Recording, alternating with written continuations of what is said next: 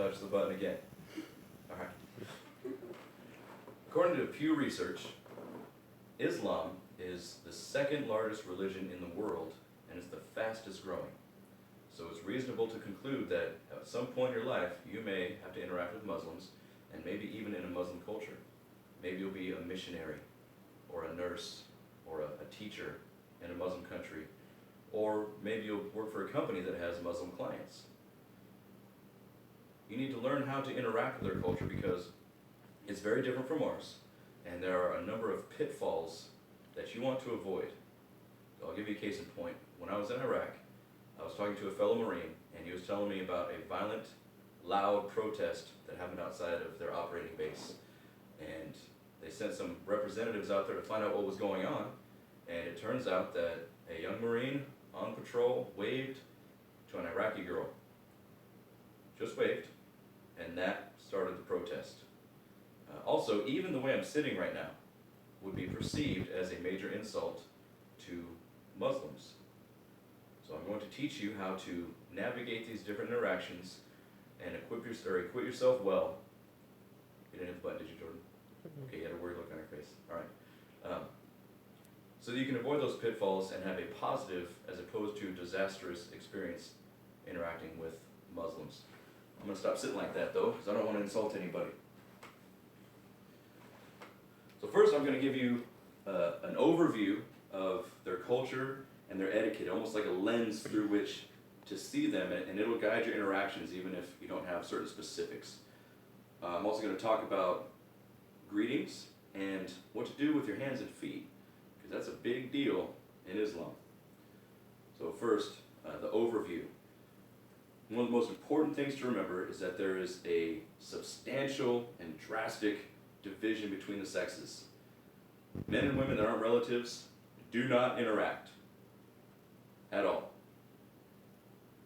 So keep that in mind in all of your interactions with Muslims. If it's the same sex, there's no problems there. If there's the opposite sex there, I'm going to teach you how to navigate that. Also, modesty. If you are going into a meeting with Muslims or interacting with Muslims, especially if you're a woman, dress extremely modestly. Show as little skin as possible, and that's going to help matters. Also, they prefer to deal with people before tasks. In the West, we're very task-oriented. Let's get down to brass tacks. Let's get down to business.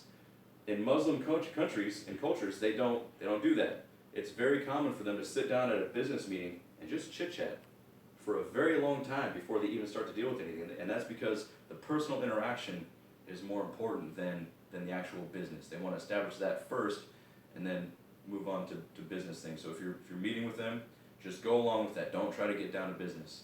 And people before tasks, major segregation of the sexes. Now, greeting.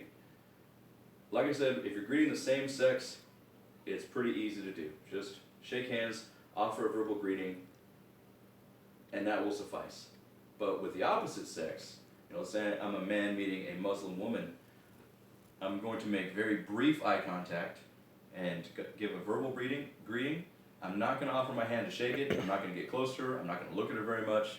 That's going to be it. Okay? Similarly, if you're a woman meeting a Muslim man, just keep your hands down, brief eye contact, verbal greeting. Don't extend your hand. Follow their lead. It may be that for me, a Muslim woman might offer to shake hands, in which case that's fine. You can follow their lead. If you're a woman and a Muslim man offers to shake your hand, go for it. Again, brief eye contact, verbal greeting.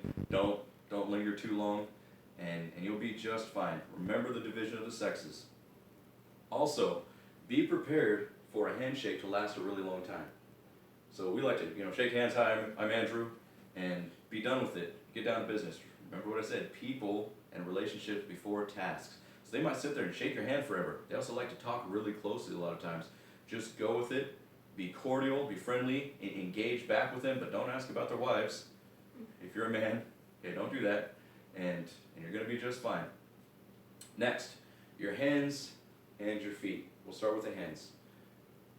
In Islam, the left hand is the dirty hand, and it's the hand that they use to clean up after themselves after going to the bathroom.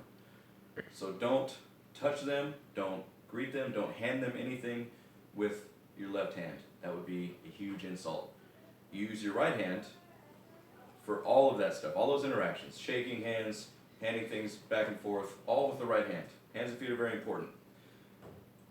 With your feet, remember that I said that the way I was sitting would be perceived as an insult to most Muslims, and that's because I had the sole of my foot up to my audience. You can see the sole of my foot. The soles of your feet are further away from God.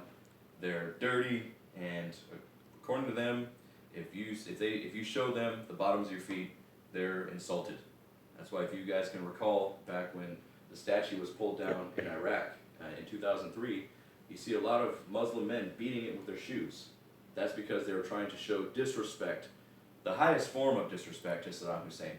Also, there was a press conference sometime later with George Bush, and a reporter, Muslim reporter, took off a shoe and threw it at the president.